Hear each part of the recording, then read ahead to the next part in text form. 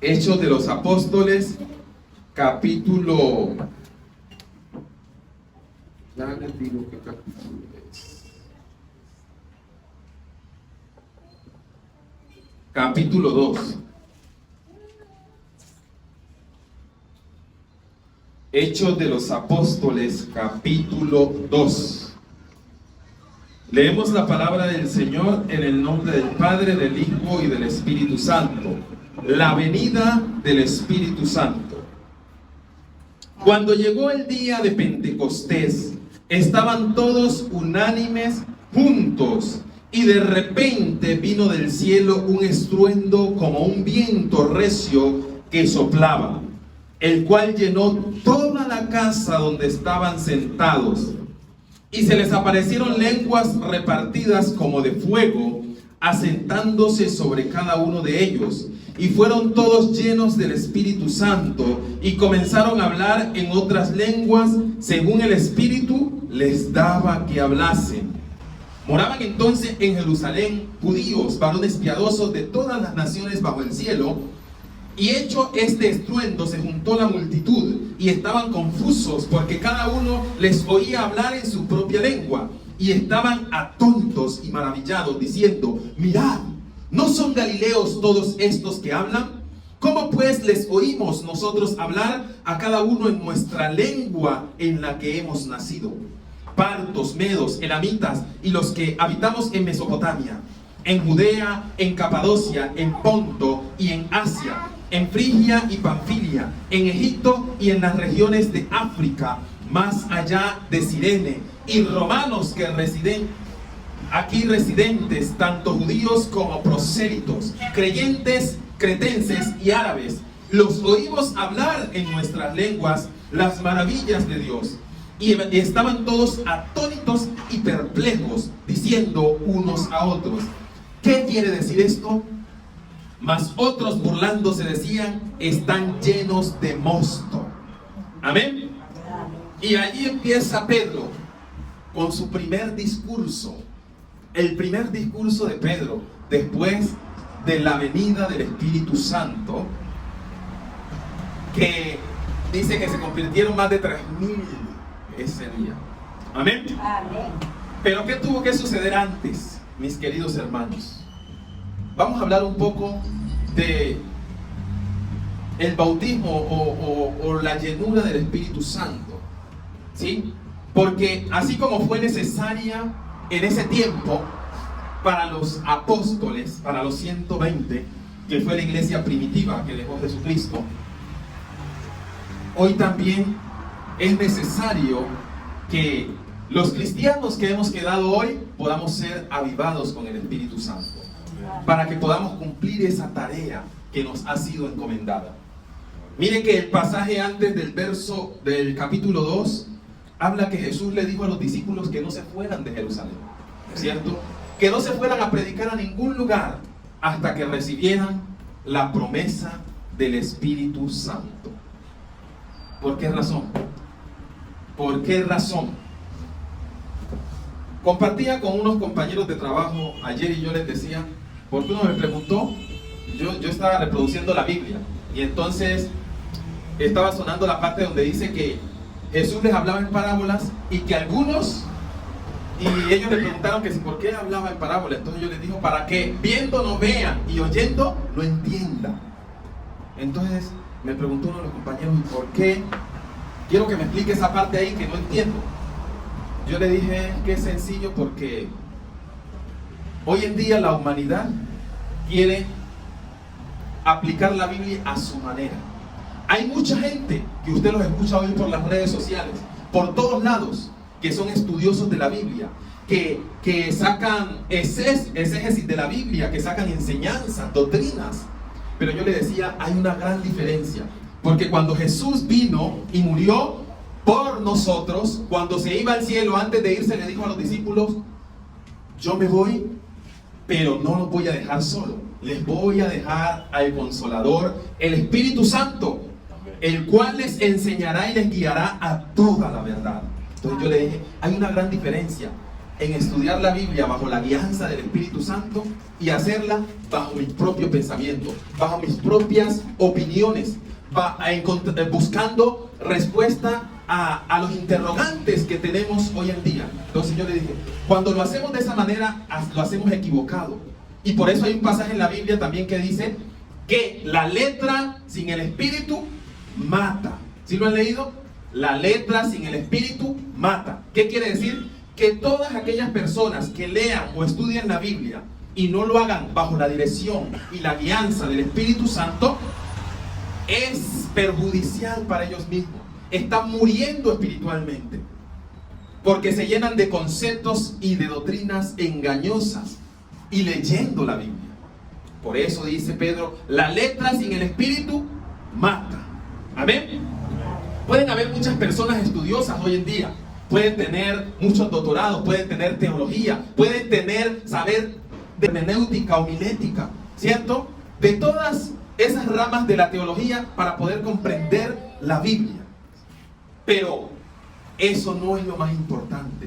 Yo le dije, compañero, él me dijo, yo nunca le he agarrado la Biblia. Mi mamá sí a veces miro que ella lee y yo a veces escucho, pero yo personalmente nunca lo he hecho.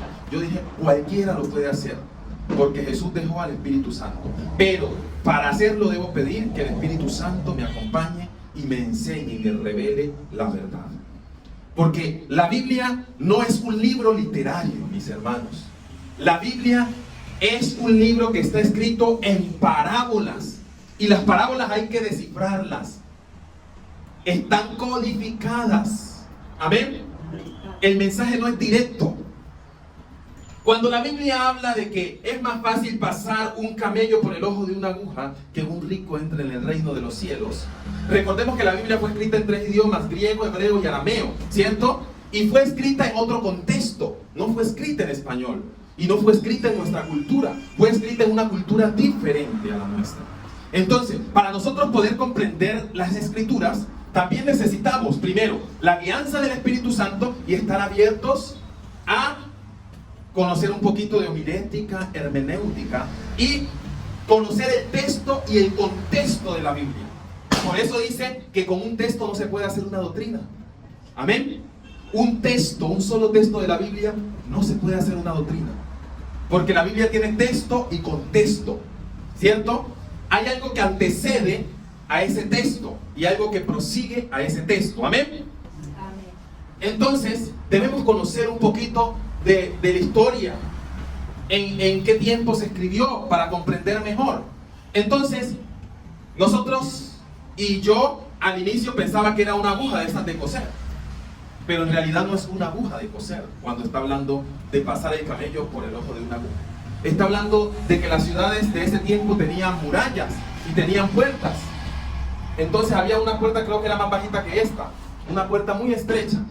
Entonces el camello, como es alto y tiene una joroba, no puede pasar libremente allí. Tenía que, para pasarlo, arrodillarse o sentarse, acostarse y tratar de empujarlo a ver si lo podían pasar, porque la puerta era muy estrecha. A esa puerta se le llamaba aguja.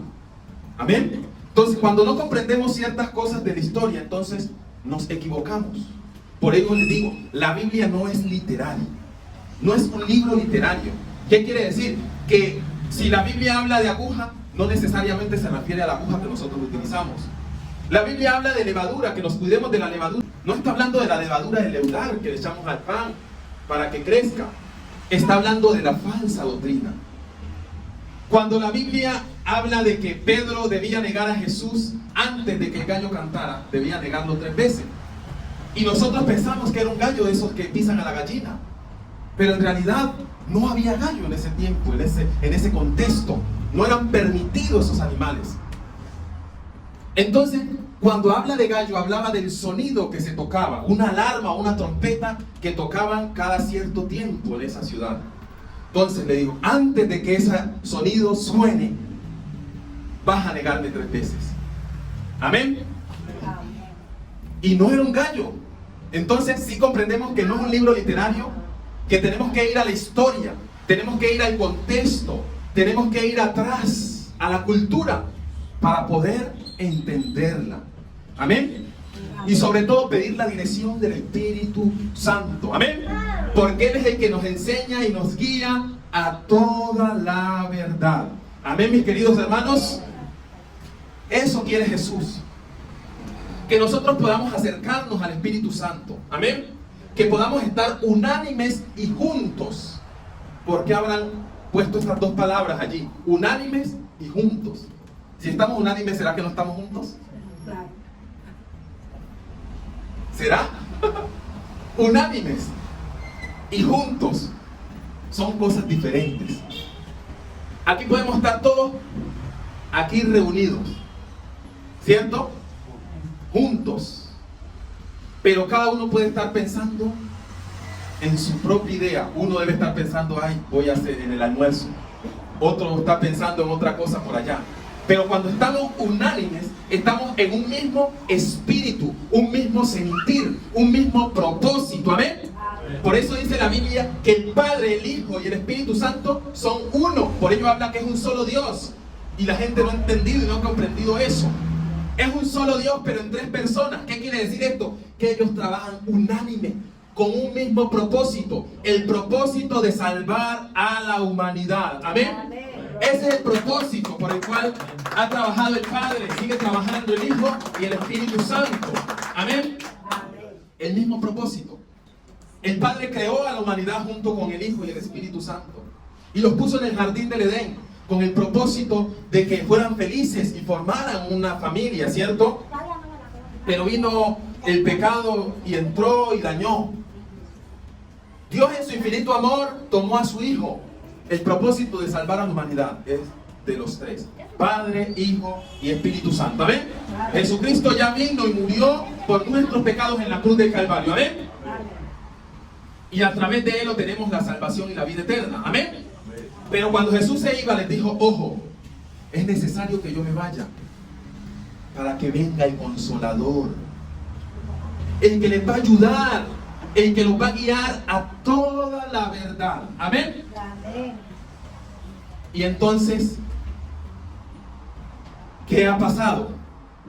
Que no estamos siendo guiados por el Espíritu Santo.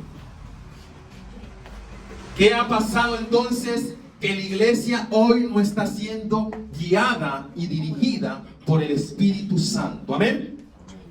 Porque cuando llega el Espíritu Santo, las cosas cambian.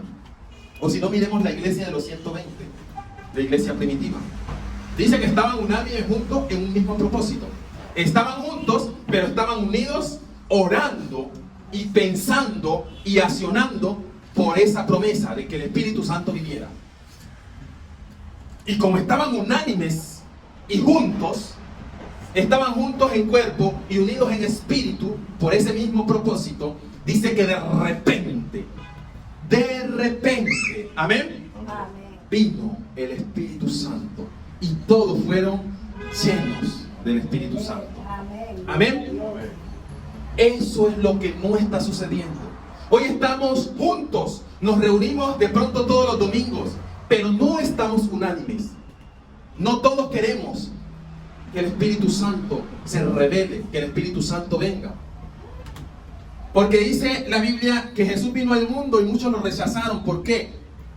Porque como Jesús es luz, no quería que la luz alumbrara y se dejara ver su pecado. Entonces, a los suyos vino y los suyos no le recibieron. Pero hoy es necesario, mis queridos hermanos, que nosotros podamos reflexionar y decir: bueno, yo voy y estoy junto con los hermanos, pero ¿será que estoy unánime en un mismo espíritu con ellos? En un mismo espíritu, por un mismo propósito. Les aseguro que aquí cada uno tiene su propósito diferente, espiritualmente hablando. De pronto yo vengo porque necesito que Dios me sane. Yo vengo porque necesito que Dios me dé salud. Yo vengo porque necesito que Dios me prospere, me dé dinero, me dé finanzas. O yo vengo porque ya es la rutina, soy cristiano y mi deber es ir a la iglesia todos los domingos. Pero realmente venimos porque estemos ansiosos y deseosos por tener un encuentro con el Espíritu Santo y ser transformados y ser diferentes. Amén. Porque para ello, hermanos, necesitamos ser diferentes al resto de la gente.